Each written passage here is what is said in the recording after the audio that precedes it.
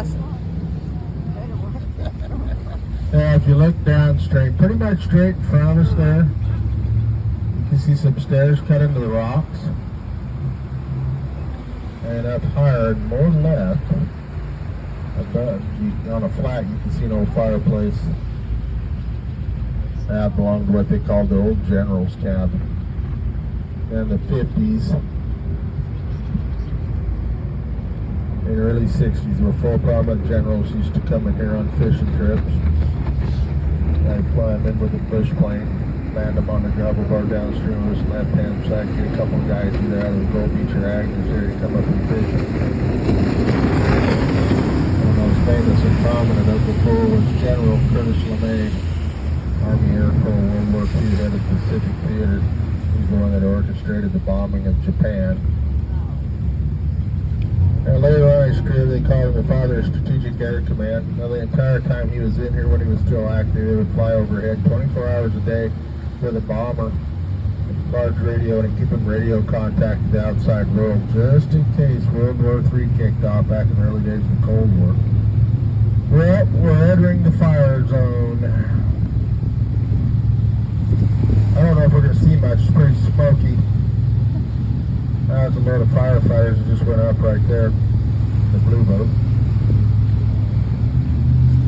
Probably get up above it, maybe get in the top of the wind, and we'll be able to see something. This is Huggins Canyon, named that after Andy Huggins, early day pioneer prospector. Andy had a cabin up around the corner, Half Moon Bar.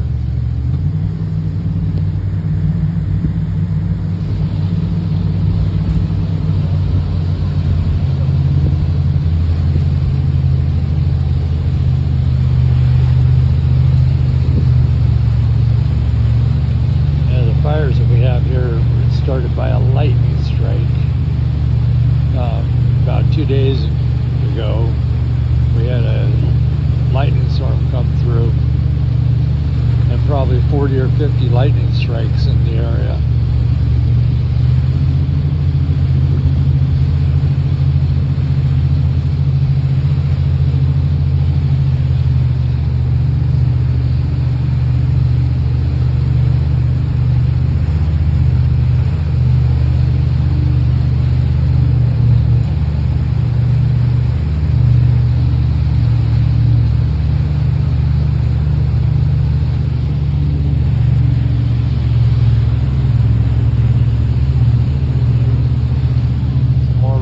Coming through.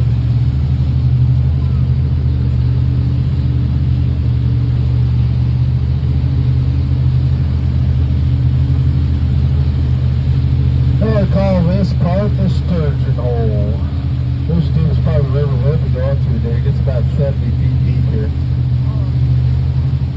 The deepest spot in the river is up in Hell's Gate Canyon, where on the occasional year there, the river will scour its bottom out to 100 feet deep.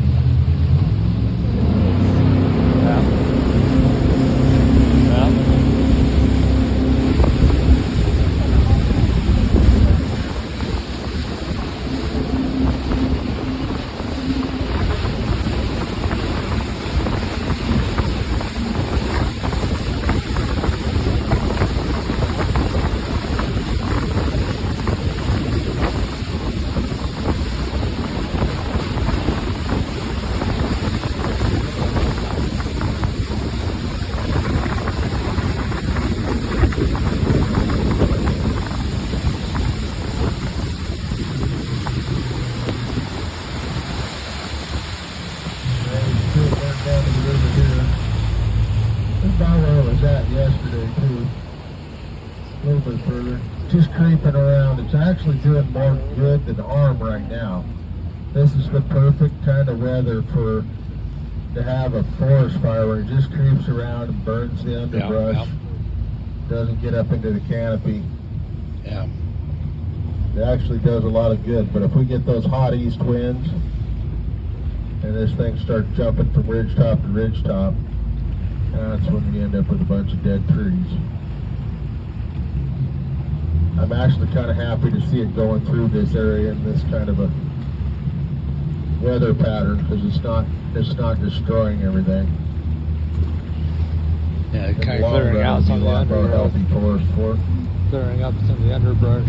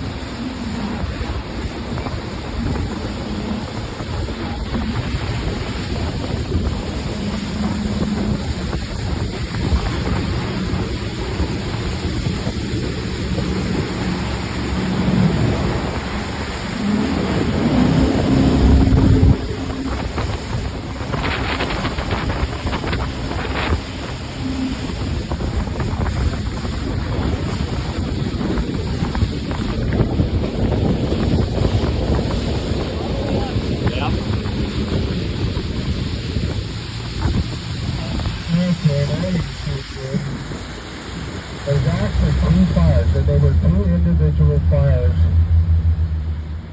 on both sides of the river. We had lightning strikes on the north and the south. This one over here on the left is the Paradise Fire, and the one over on the right's the Pinnacle Peak Fire. I'm sure at some point they'll give it all one big name. It's called a complex.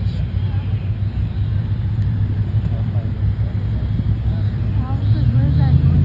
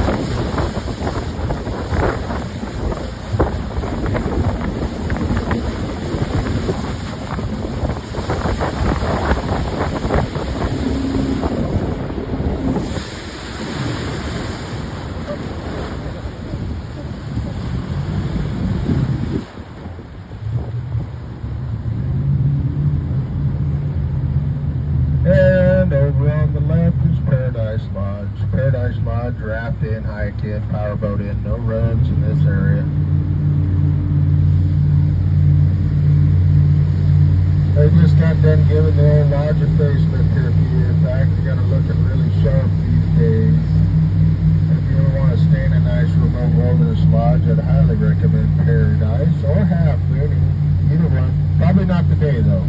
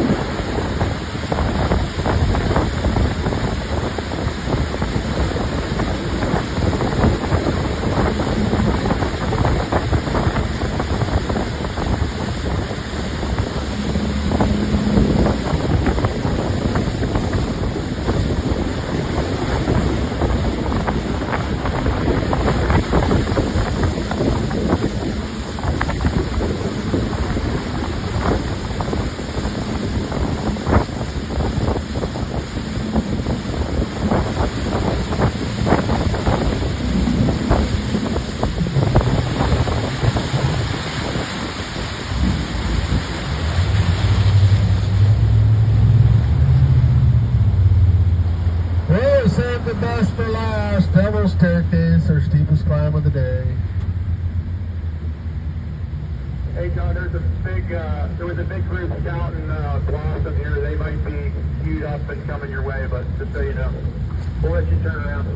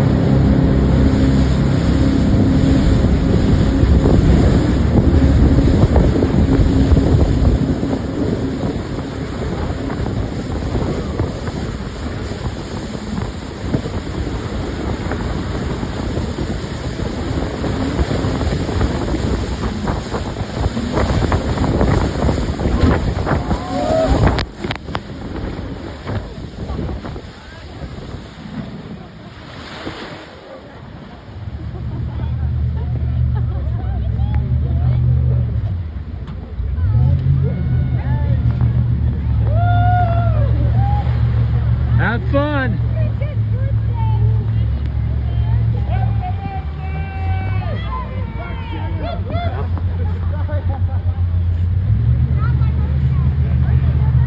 That promises Blossom Bar Rapids a turnaround point. Now from here on up, engines are prohibited May 1 to November 15th, and while it's been done many times by powerboats, you're not allowed to do it this time of year.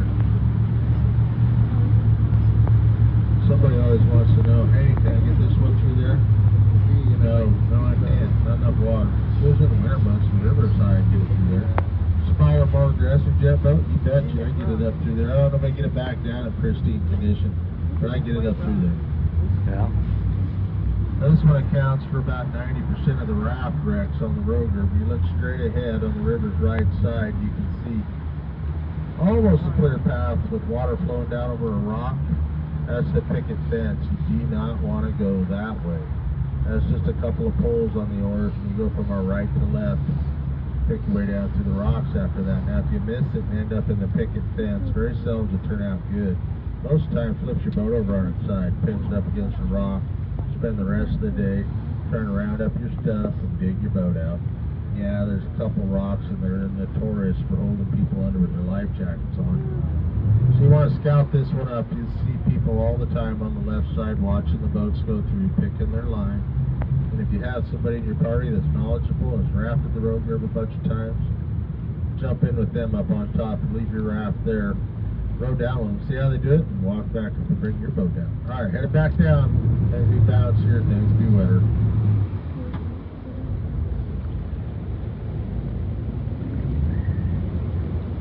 Time to head that back down.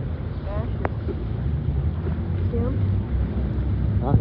the ashes flying Yeah. around it. Yeah.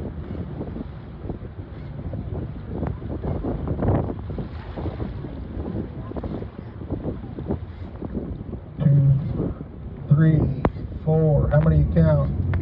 7?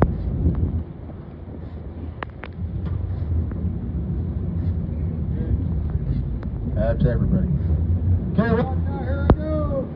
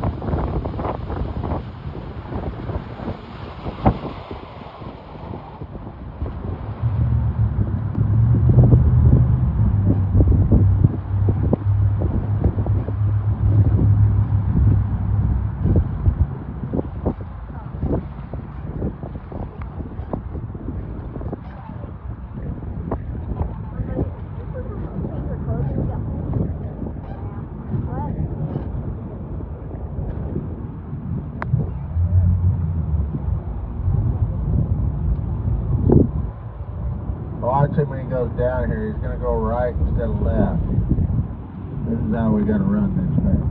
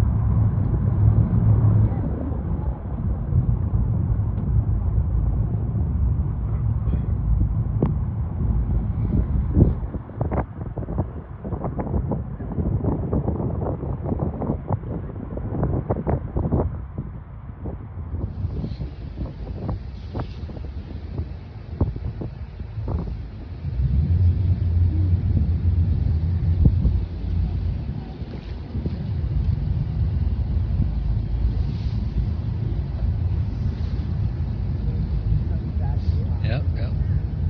That looked like fun. You guys ready to try it? Yep.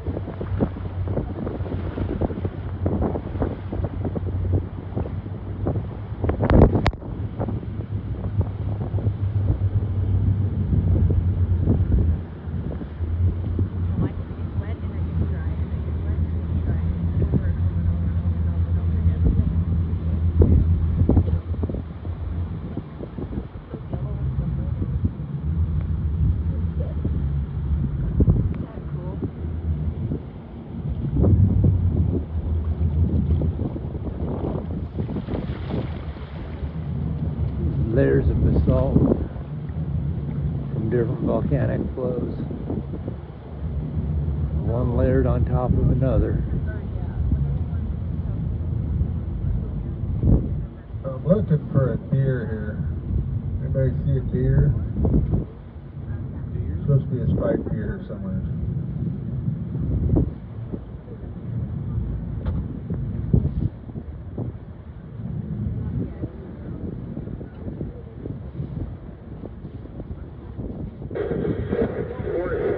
On the water, yards or so. That sandy spot. Canyon, or Lee's Paradise, downriver. Well routed. There it is, right there. Little spiked black-tailed deer. There he is.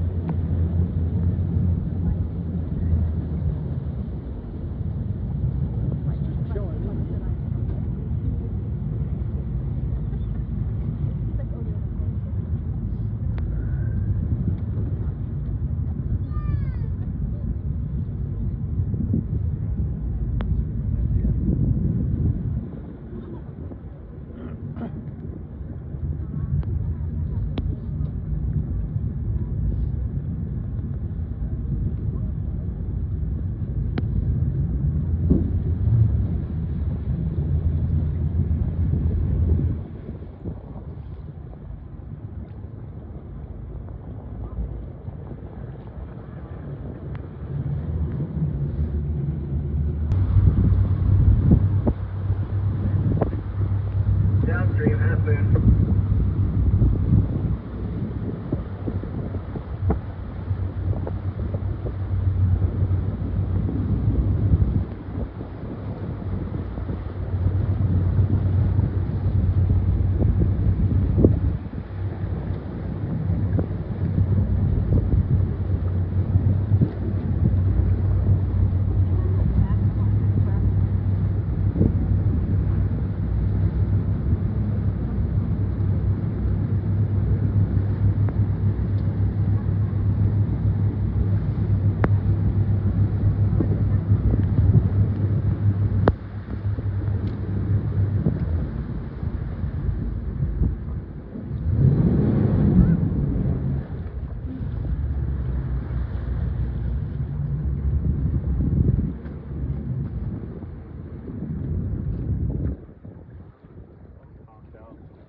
Anybody got any fuel?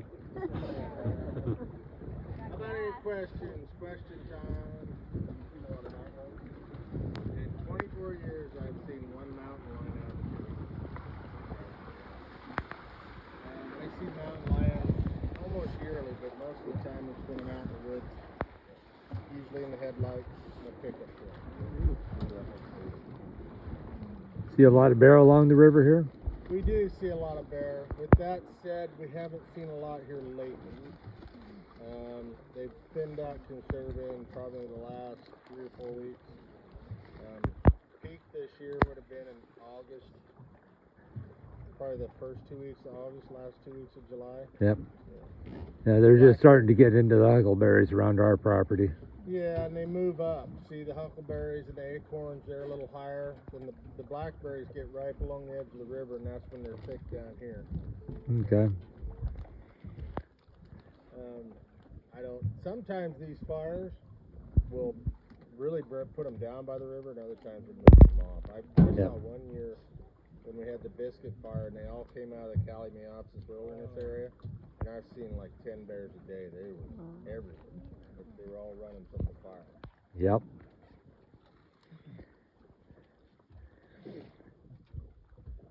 It's amazing how fast a fire like that can spread. Oh, yeah, that one's creeping. Yeah. I've seen them jump from ridge top to ridge top to ridge. It's going faster than an airplane. No wind. It's incredible. We've You got look like you had a question. When can we take our life jacket off? We get down at Agnes again. Oh, okay. You can take it off now if you want to. Are you getting hot in your sandwich baggie? And it didn't help because I was here. Hold on, I'm gonna take a crash. What's the water temp? It's probably cooling off. So I'm gonna say mid 50s right now.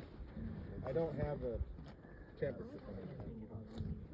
I could look at my phone. This time of year it's starting to cool off. You know, the summertime snow calling for 70s. I'm gonna say mid 60s. When do they stop the kayak down the river?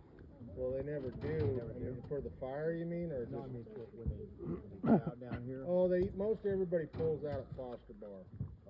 Yeah, you can go on, and there's a lot of day floats that go into Agnes. That's a real popular one-day float from Agnes or Foster Bar down to Agnes. From there down, the water gets a lot less current, and there's usually always upriver wind, so you're rowing into a wind. I mean, it's almost impossible in the evening. You'll see those guys that try it, they're pulled out, and they have to wait till the next day to get down the river in the morning. Yeah.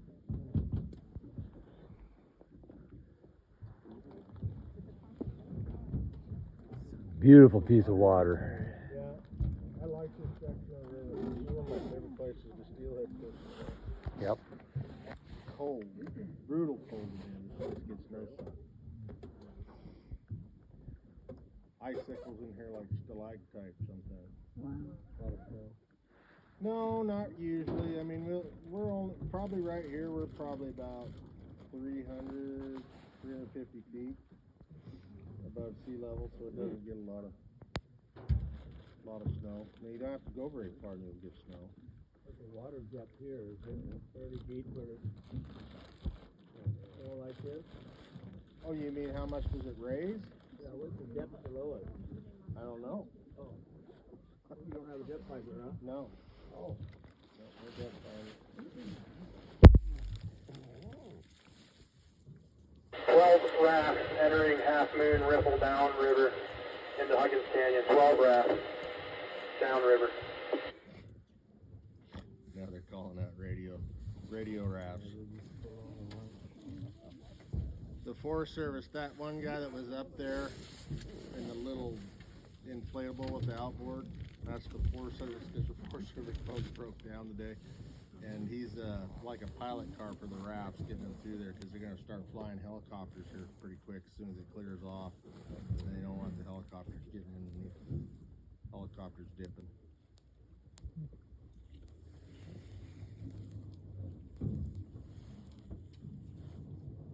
Busy day today, so I'm not supposed to be in early. That's why I'm killing time right now.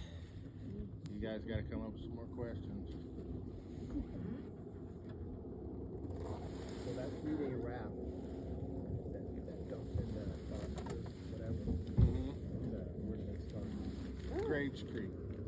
So it's about a 40-mile stretch. Graves or graves? Graves, like you're digging a grave. Graves Creek. You just camp on the side of those stuff? No, it's a camp out deal. I mean, there's a lot of really popular, and I wouldn't call them approved, but they've been camped in so much, they're pretty much set up for camping.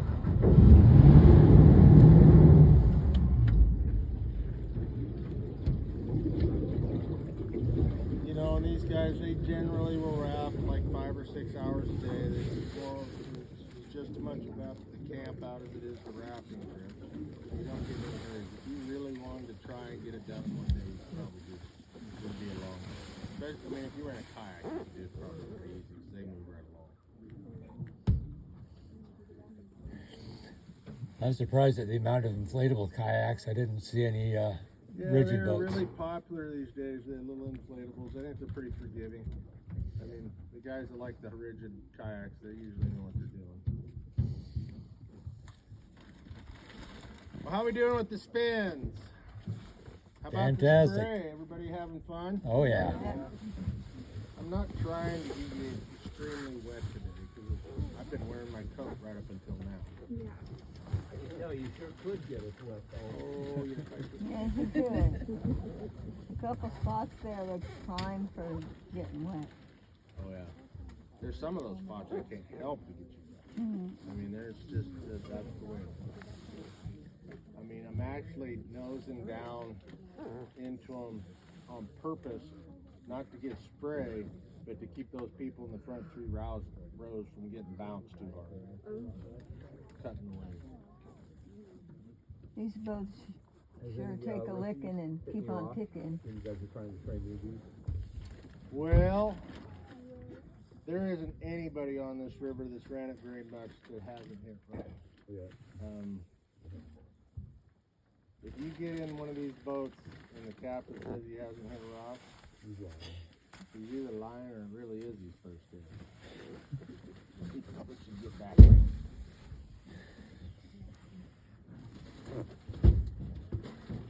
You had a motor fail on you? It's a boat.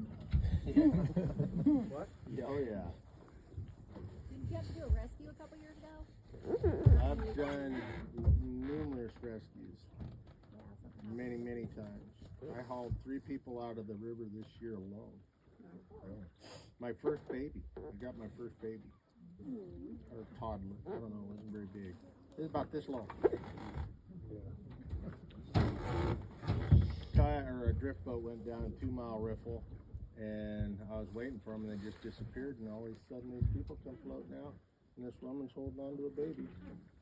No life jacket. Baby had a life jacket. And I was standing there and said, "Hand us the baby." And she handed the baby up to us, and I said, "Now you swim to the bank." She swam to the bank and went over there and gave her a baby. But I've hauled people out with busted legs. One real exciting one, I came up here. Anybody know who Court Boyce is? Curry County Commissioner. Now he's a legislator. Okay, yeah. Anyways, me and him came up here when the river was flowing 60,000 CFS. That's high. Way higher than you want to come up here in. And guy had fallen off a ladder at Paradise and hit his head and was sick, which is a sign of a brain injury.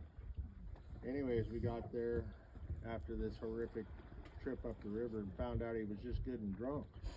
And he didn't want to go down the river with us. And I don't blame him for that. But I told him, if I'm going to drown, you're going to drown right beside me. Get your butt in the boat. And we hauled him down. What's the CFM right now? Cubic feet per second is roughly, I'm going to say it's 25 now. 2005. The river gauge is what, 4.4?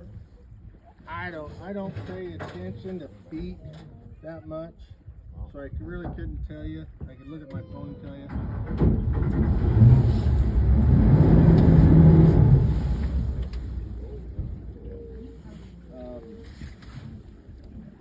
So the dam maintains a certain height for you guys, huh?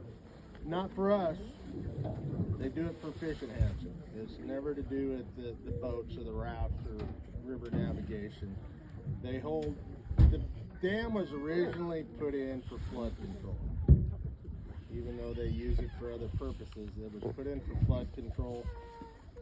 And they try to knock off the wear in the winter time. Well, the Corps engineers decided at some point they would start doing fish enhancement. So they hold water back, and then when the salmon come into the river system, they start releasing water, usually in August.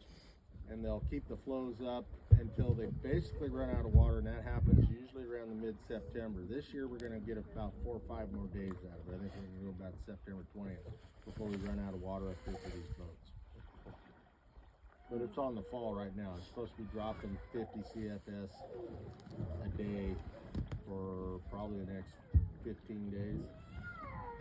All fish don't do no move until you get some fresh water. Yeah, and they're getting it, and that's what they do. In my opinion, it's a bad idea because it's not natural. And they're running fall fish up over the spring salmon fish a lot of times over here. Do I expect a good run this fall? I don't think it's supposed to be bad.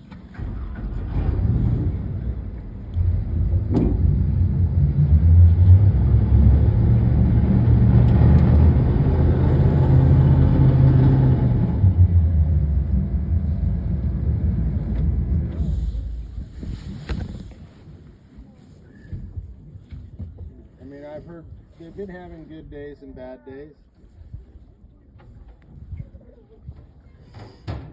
And the one thing I figured out about Zodiac and W's fish predictions, they're really right. Because I've seen years when they predicted just horrible salmon returns, and it was just awesome. In other years, they say there's going to be a bunch, and there's nothing around. Are they targeting coho or Chinooks up here? There's a little bit of both. Mostly what we got is mostly what we'll have is Chinook salmon, but in October and September we'll have a few more. Oh, or jack salmon? There's always jack salmon. A jack salmon is just immature silver, or I mean it's just immature salmon. Keep 5 a day or something. Yep. Anything in the case of a Chinook, it would be anything under 24 inches.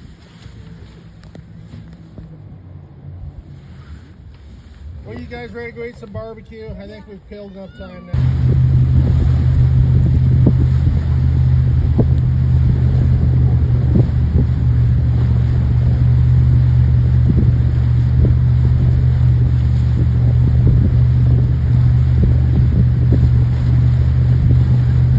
And we're passing the timer through again.